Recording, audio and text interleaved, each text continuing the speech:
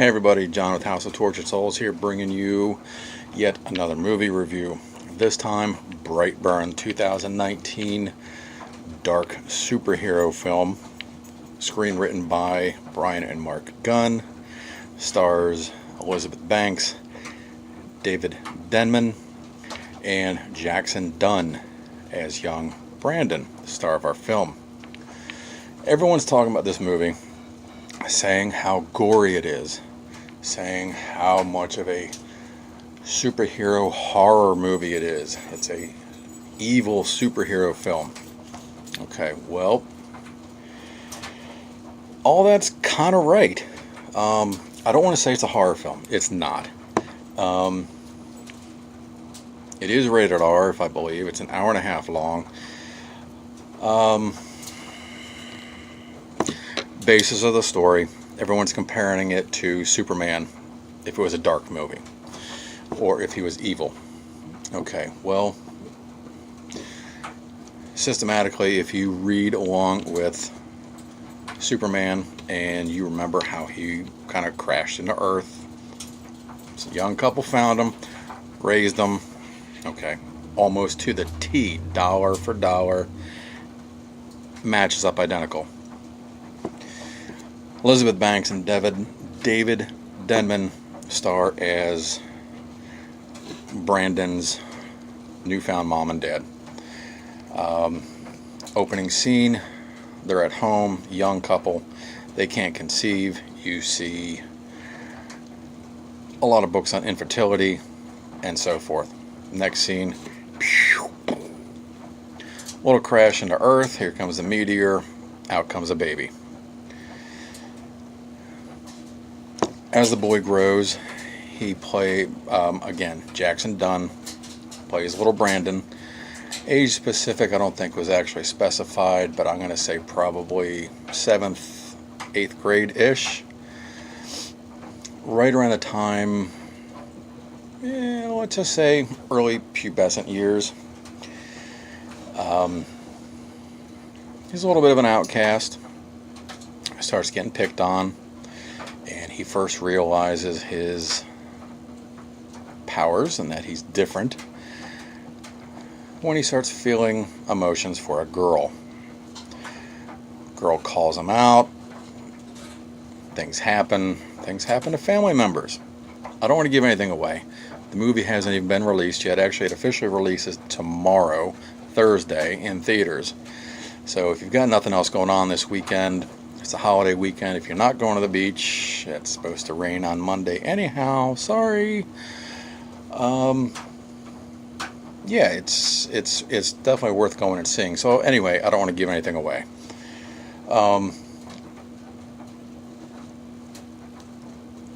As Brandon gets more and more accustomed to his powers, the sweet innocent boy syndrome automatically stops immediately. He becomes very demanding, and basically no one questions it. Everyone kind of becomes scared of him, so to speak. So he becomes stronger-minded, stronger in powers, and as he becomes stronger, his powers get more and more realized, and they become larger and larger. So the movie does progress in a good pace.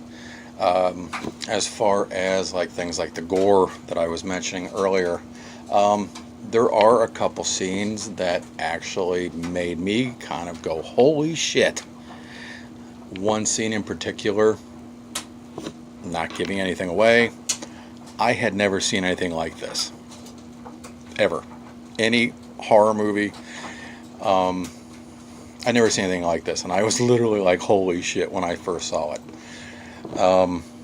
I'm not, let me clear the air, I am not a superhero movie fan at all. I am tired of them. I'm burned out of them.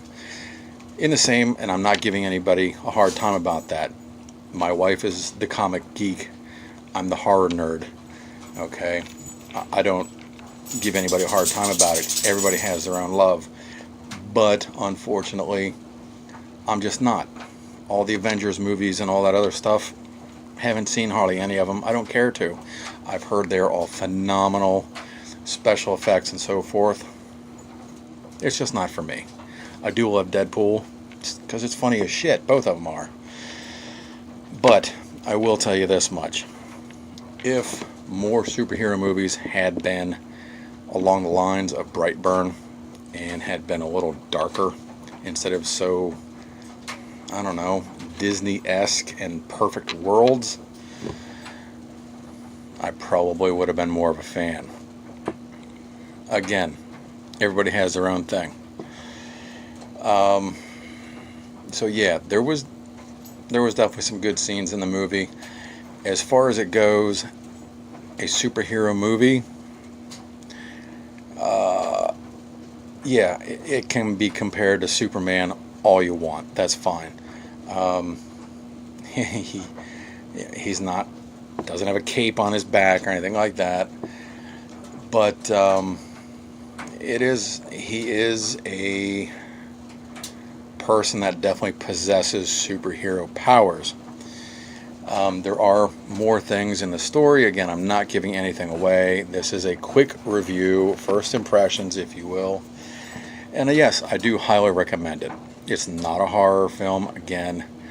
So, if everybody is hearing the words gore, okay, well, you can watch the news sometimes and see gore too, but it's not horror. Well, depends on how you take it.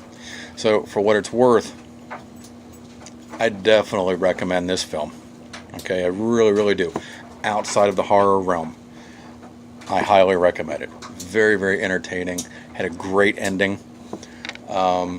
Did it leave it open for a sequel? Did it not leave it open for a sequel? I'm not going to tell you. Okay, again, I'm not trying to give any spoilers away. But then again, how many movies nowadays don't? It's all about the money. Well acted. Elizabeth Banks, I always enjoyed her acting. Jackson Dunn did a great, great job as Brandon. So, you get the chance this weekend, give it a watch. Go to the movies, treat yourself. It's a holiday weekend. With it being compared to a superhero film, can I bring my kids? One, like I mentioned, I'm pretty sure it is rated R. Two, depends on the age of your kids and how you are raising them. Hear me out. Some parents allow their kids to watch some horror and gore, and they explain the realities of them.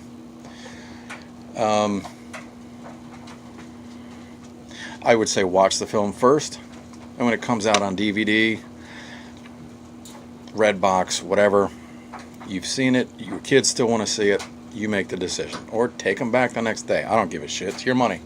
Whatever. I hope the movie does do well. Is it one that I'm going to purchase and add to my library?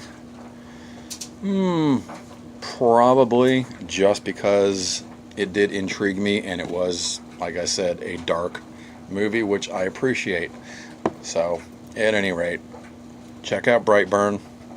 Opens tomorrow. Going to be out making its billions on the holiday weekend. So, that's it. That's a wrap. I'm John, House of Tortured Souls. Thanks for tuning in. Check us out on Facebook, Instagram, Twitter, and YouTube. Appreciate your support. If there's any movies out there, books, otherwise that you want to have a review of, drop us a line. We'd love to hear from you guys. Until next time, keep it evil.